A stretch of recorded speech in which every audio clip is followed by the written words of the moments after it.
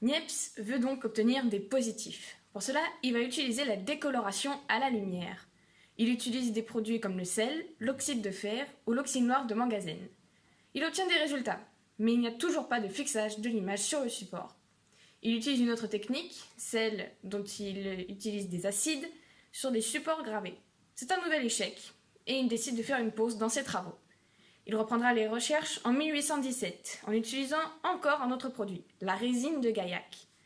Extrait naturel et végétal, la résine de Gaillac est sensible aux ultraviolets. Seul problème, ceux-ci sont filtrés par la chambre obscure lors de la prise de l'image. Il ne réussit donc toujours pas à obtenir une image positive. Niepce reprendra ses travaux après la découverte du bitume de Judée.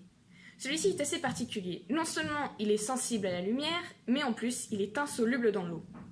En 1822, Niepce utilise des dessins mis en contact avec des supports enduits, tels de l'étain ou de cuivre ou de l'argent.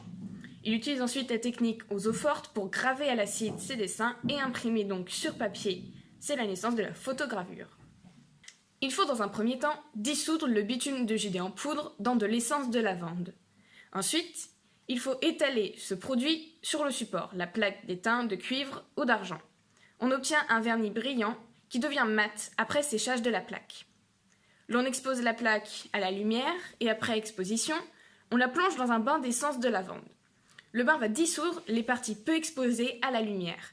L'image obtenue est donc négative. Pour terminer, l'on plonge la plaque dans une boîte remplie de cristaux d'iode.